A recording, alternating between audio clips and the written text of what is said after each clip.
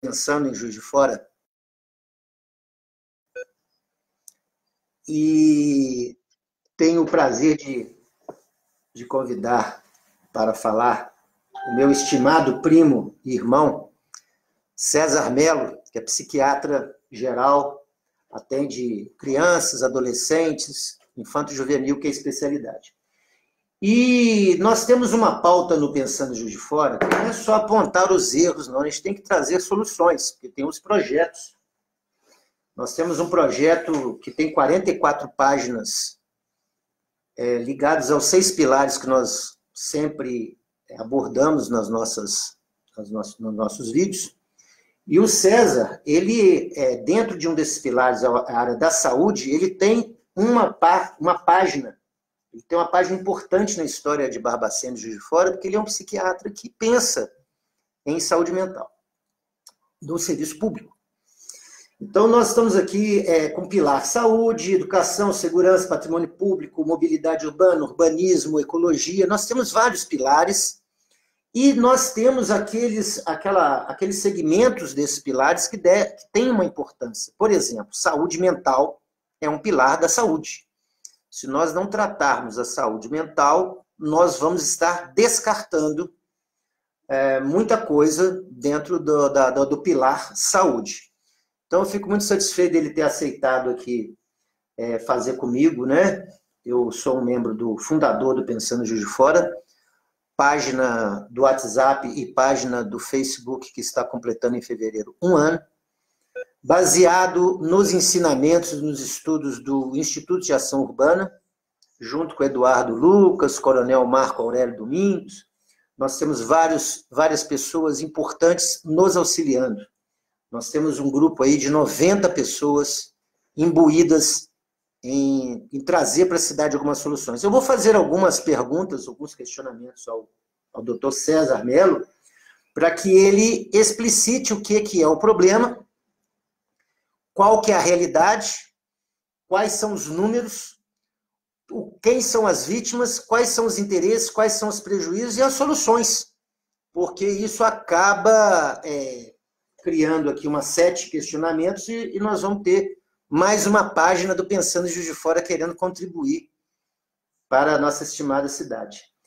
Então, deixo para você as suas considerações iniciais, depois eu faço as perguntas para você, doutor. Primeiramente, meu primo. Primo irmão, Coruja, que todo mundo conhece, Juiz de Fora, figura conhecidíssima.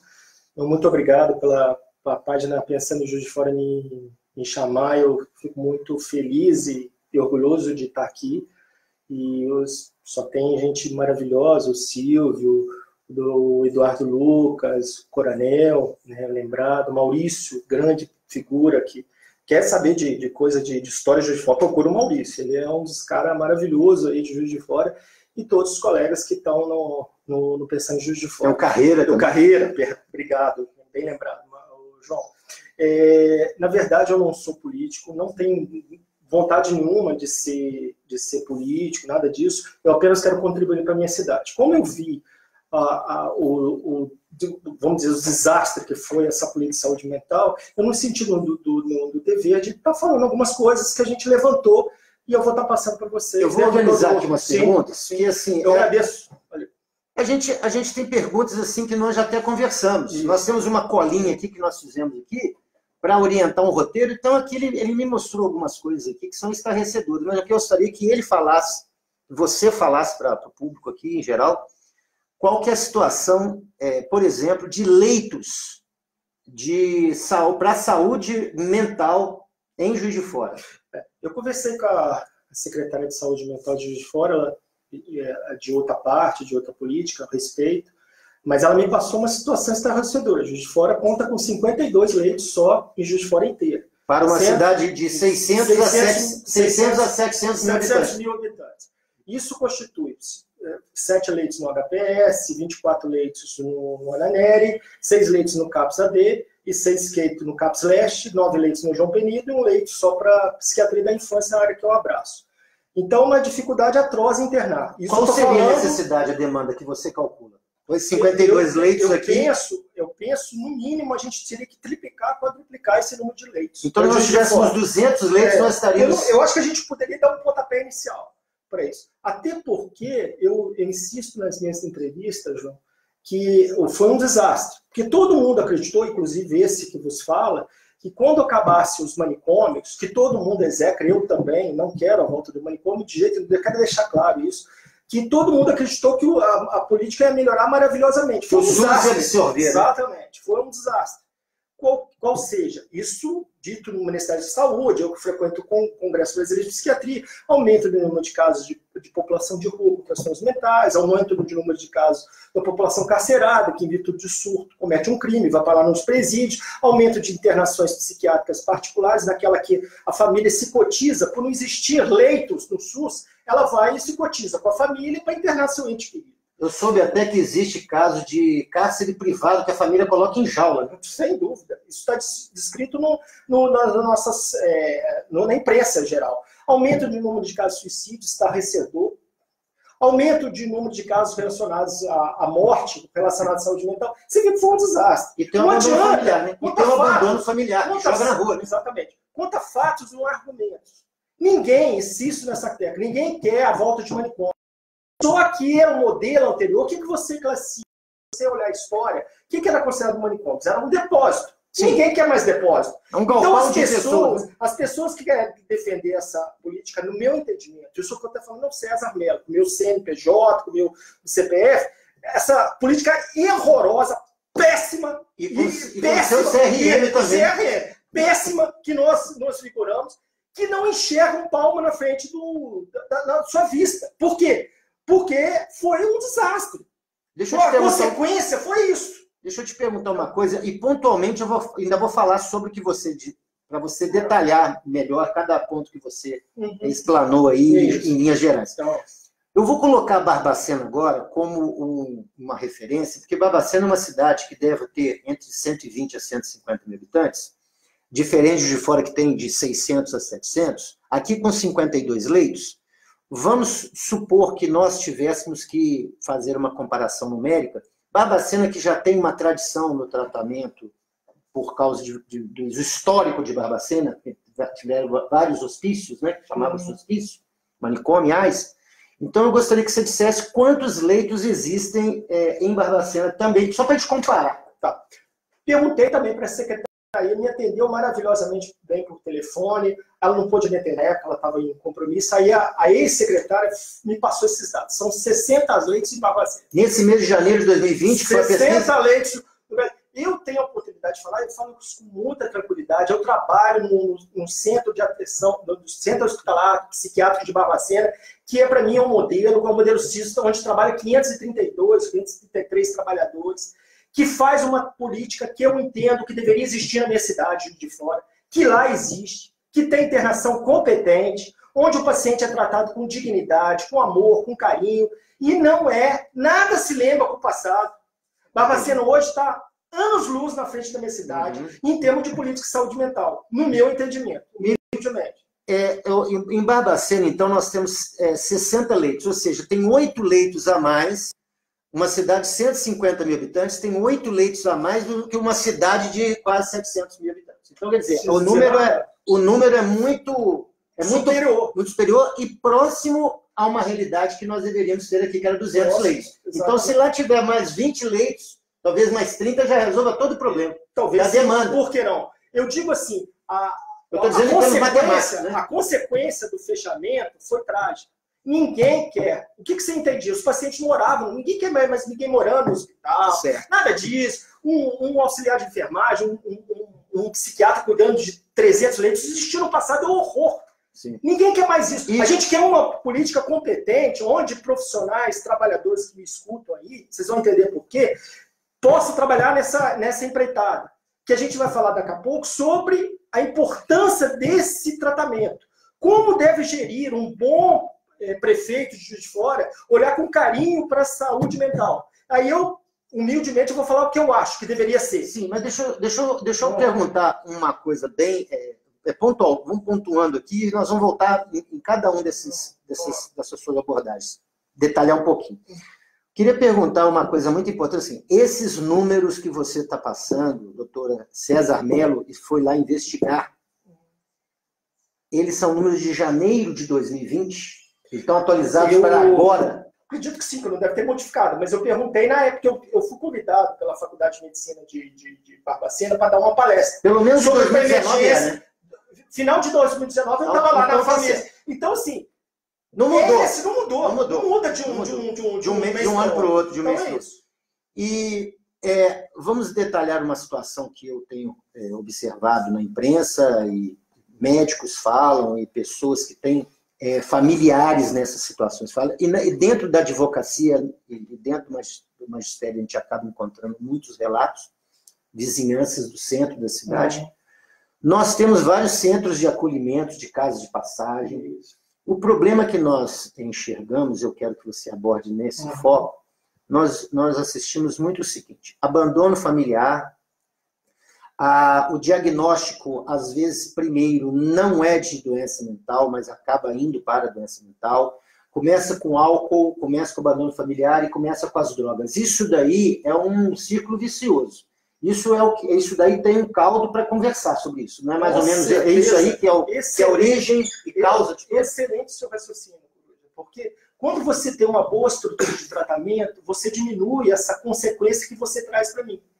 Quando você não tem locais de atendimento, onde você possa, para aquela população pobre, que precisa, que não tem condições de ter um plano de saúde e um particular, para diminuir essa quantidade. Ele saber que aquele lugar ele vai ser bem atendido. Isso que tem que existir. É fato. Eu não estou descobrindo a pólvora, a roda. Você acha que nas casas de passagem teria que ter uma equipe também? Não, eu digo que no modelo que eu acredito sim, porque a gente tem que pensar o que acontece. Essas pessoas que defendem essa política são radicais. Eu não vou usar essa palavra. Vão dizer que elas entendem que essa política deu certo. Não deu. Foi fracassada, fracassou. Eles entendiam que fechando os manicômios, tudo modificaria. Isso não existiu. Isso foi uma tragédia. Eu lhe pergunto isso. Uma tragédia. Então, voltando ao que você está falando. São das origens. São casos, exatamente. Droga, álcool, o que se cresceu. Morador de rua. Vou pegar um gancho que eu só pergunto que vai me dar. Muitas comunidades evangélicas pegaram essa oportunidade e construíram locais. Só que esses locais não têm médico. Entendi. Você entendeu? Faz um trabalho, no meu entendimento, em alguns casos, muito bom. Até católico. Católico, sim. Só que eu entendo que deveria ter uma estrutura no sentido mínimo de saúde mental. Quando você tem aquele que a gente chama de quadrado mágico, psiquiatra, psicólogo, assistente social e a enfermagem com especialização em saúde mental, você tem uma boa equipe para gerir um serviço de saúde mental. Isso que eu entendo que esse é o futuro. Eu fico preocupado com o nosso tempo aqui, só para poder pontuar uma questão muito importante, que eu acho que todas as pessoas que já lidaram com isso veem, é que aumentou com isso muito a quantidade de moradores de rua, que o pessoal chama politicamente correto de situação de rua, mas são moradores de rua que às vezes migram para outras cidades, tentando uma oportunidade de qualquer meio de sobrevivência, acabam ficando como andarilhos, acabam caindo na droga, no álcool, o abandono familiar. E não existe também, a meu ver, assim, outras pessoas, uma recondução para essas pessoas, no sentido assim, vamos dar uma condição de higiene, de profissionalizante, de curso profissionalizante, educativo, vamos dar uma condição de ele voltar à sua cidade natal. Não existe um programa multidisciplinar que vise isso. E eu estou citando isso como exemplo, porque isso não é meu, não é ideia minha. Eu vi isso acontecer em São José dos Campos. Em São José dos Campos teve um programa, só para passar para você ter uma ideia, multidisciplinar com tudo isso. Então eles têm vários agentes, cada um na sua especialidade, faz esse trabalho que você diz que seria um primor de efeito, né, de resultado bom. Eles falam assim, você tem 3 situações, meu amigo. A gente coloca você aqui, você vai ter higiene, você vai ter um acompanhamento médico, odontológico, psiquiátrico, você vai ter roupa, e você vai ter um período aqui de aprendizagem de algum ofício. Eles fizeram isso em São José dos Campos. E aí a pessoa, mas você tem outra também, se você não quiser, a gente coloca você dentro do ônibus, paga a sua passagem de volta para a sua cidade, a gente dá aqui uns 30 dias para você também ter uma orientação, você volta para a cidade. Então, o que aconteceu? O morador de rua desapareceu praticamente em São José dos Campos no ano 2000. No ano 2000 para frente, eu vou falar em 2008, já tinha, 2009, já tinha sentido o efeito dessa nova política. É isso que eu queria que você abordasse. Então, vamos lá. Excelente isso que você falou, que é uma coisa interessante. Você me fez lembrar um caso de eu não vou citar porque ele não me deu esse direito, de um médico, colega meu, psiquiatra, que tratou de um andarilho, de um surto, em uma cidade pequena em terra, próximo de Juiz de Fora, que o cara era condenado pela cidade inteira. Entendi. Ele foi no fundo do poço, com relação a drogas, devido ao surto. Sim. Pois bem, a história, para resumir, ele tratou esse cara, hoje é um próximo comerciante nessa cidade, com uma família maravilhosa. Por isso que eu estou te dando um exemplo. Público ou privado? Público. Então, esse cara trabalhava no público. Então ele trabalhava até na Paz, se não me engano, na cidade. Então, assim, quando você faz um bom tratamento, dá resultado. Então, existe casos... E só para contar esse detalhe, ele, na época, ainda existia pouca interação.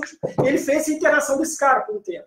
E foi o que melhorou. Poderia citar, por exemplo, isso está na bela biografia do Casagrande, quem tiver Casagrande e seus demônios, você vai lá na página que ele fala assim, que se não fosse a assinatura tá na página, ela colocou isso, aqui do filho dele, com a mulher, que colocou ele numa internação por 6 meses, ele não estaria hoje sendo um comunicador, um belo comentarista ele teve problemas. Teve um problema, ele assumiu isso no livro. Sim. Então, não estou falando, está no livro. Então, assim, são casos que a gente está citando, que me dá esse direito, porque está publicado. Não, está público. Então, está público. Então, assim, eu acho que as pessoas têm que mudar a forma de entendimento. Você acha que eu acho que as pessoas têm que... Fraternidade, humanidade. Eu acho que as pessoas têm que reconhecer o seu erro. Coisas que alguns políticos não estão reconhecendo, principalmente na área de saúde mental. Eu queria agora, só para a gente encerrar, porque nós já estamos aqui com quase 18 minutos de programa, Pensando em Juiz de Fora, gostaria que você encerrasse com com as suas considerações finais, o que você tem visto no Brasil que tem dado resultado, exemplos que você viu de hospitais no Brasil, ou de locais no Brasil, que você viu o resultado, e que isso não é difícil de ser implantado. Basta que as pessoas conheçam a estrutura por algum programa, um projeto bem montado no papel para mostrar, dá para fazer isso, com fotografias, com filmes, com tudo que puder. Só porque você está encerrando, eu não sabia, mas eu vou só para te dar uns dados, eu vou chegar nessa pergunta que você que eu acho interessante. Só para esclarecer os colegas. Portal G1, 5 de outubro de 2017, em Janaúba, em Minas Gerais, pode pesquisar no Portal G1, 5 de outubro de 2017. Número de mortes, 14. Numa creche, quando crianças foram mortas por um porteiro, possivelmente em surto. Correio Brasiliense, do dia 29 de julho de 2019. No Rio de Janeiro, um morador de rua em surto mata um professor e um engenheiro. Estado de Minas, do dia 30 de outubro de 2019. Criança de 5 anos morre esfaqueada indo para a escola em Betim. Um homem em surto. Eu estou dizendo isso porque será que, eu deixo uma pergunta para vocês refletir, será que essas pessoas, se tivessem uma boa assistência de saúde mental, estariam cometendo esses crimes? É uma pergunta. Teria chegado a essas tragédias? Não. Porque essa tragédia pode continuar se não houver uma mudança. Então, assim, só respondendo a pergunta do João aqui, que eu acho interessante. Você tem N modelos que são interessantes na USP, de São Paulo, poderia falar, mas eu vou citar um só, de Barbacena, CHPP, onde eu tenho orgulho de trabalhar lá, onde é feita uma política de saúde mental, onde tem internação decente. SUS, eu estou falando não paga nada. O paciente que precisa de saúde é isso. E só para finalizar mesmo, dentro da pergunta do João, qual que é o meu entendimento de saúde mental para a minha cidade? Eu deixo a vocês, se quiserem alguém conversar comigo, alguma pessoa, eu posso passar isso para vocês. A UBS, o ambulatório que existia no Espírito, eu esqueci o nome daquela rua, São Sebastião. onde eu trabalhei, que tinha programas de atenção à saúde mental, programas de Praça da Paz, dependência química, por quem é mais antigo lembra, programas de ansiedade, que funcionam muito bem. Me salvo me engano, eu não lembro o nome do prefeito da época, poderia citá-lo, que aquele era um modelo, naquela época existia a cobertura dos hospitais. Então vamos lá, UBS, um bom ambulatório que tem que voltar, urge a minha cidade, Juiz de Fora, voltar. O CAPS, eu me sinto orgulhoso que sou um dos criadores do CAP infantil de Juiz de Fora. Fui colocado para fora. Tudo bem, é coisa do jogo. Beleza, amo o CAPS infantil, adoro o pessoal que trabalha lá, adoro quem trabalha em CAPS, eu acho que é excelente o trabalho que eles fazem. Só não acho que eles têm que gerir a saúde mental, pelo amor de Deus. Nem do Brasil, nem Juiz de Fora. Ponto. E finalizando, uma clínica humanizada. Por que essa clínica humanizada? Nós falamos até agora, eu e o João, sobre os pacientes. Eu quero falar agora dos trabalhadores. Muitas de vocês que estão nos escutando, que estão saindo da faculdade de psicologia, da enfermagem, da serviço social, da terapia ocupacional, da fisioterapia, da psicopedagogia, da fonoaudiologia. Quantos de vocês poderia, com o engrandecimento dessas políticas novas, principalmente na criação de ambulatórios e uma clínica humanizada, onde decente, onde faz um trabalho perfeito, como o Barbacena, vocês teriam empregos? Quando vocês poderiam ter concurso público, vocês poderiam entrar nesse encanjamento de uma nova política de saúde mental, onde nós todos, eu digo eu, como psiquiatra, voluntariado. Exatamente. Nós, essa equipe multidisciplinar, que eu adoro trabalhar em equipe multidisciplinar, poderia gerir esses leitos. Olha que coisa interessante. Pense nisso. Deixo vocês com essa reflexão. Um grande abraço. Eu, assim, só tenho a agradecer, porque engrandece o debate. Pensando Juiz de Fora tem uma visão multidisciplinar e interdisciplinar, porque todas as disciplinas, na verdade, elas se comunicam, né? Os profissionais, os estudiosos, os cientistas, as pessoas de ofício, do mais humilde ao mais sofisticado, ao mais intelectualizado, ao que tiver título de doutorado, de PhD, não interessa o que acontece à prática. Eu gostaria de colocar um exemplo aqui, só para ilustrar o que o César disse. Nós temos em Barretos o Hospital do Amor, lá do Dr. Prata, que é um exemplo também. Então, quer dizer, nós já temos exemplos no Brasil de hospitais humanizados e que nós podemos trazer não só para a saúde mental, mas para todos os setores da saúde. Seja para a geriatria, para a pediatria, para a oncologia, e cardiologia, que as pessoas hoje têm muita demanda. E o mais interessante é que o que tem mais demanda é o que está formando menos profissional, né? Está desaparecendo o pediatra, o clínico geral, está desaparecendo o geriatra, o pediatra, o oncologista e o cardiologista estão aí ainda, né? Mas o pediatra e o geriatra sumiram. Uma boa política de saúde mental, nós possamos melhorar isso. Então tá certo. Muito obrigado. Valeu, e até a próxima, gente. O Pensando em Juiz de Fora volta mais uma vez e não vai parar. Tudo de bom para vocês. Hoje é dia 24 de janeiro e agora 13 horas e 23 minutos.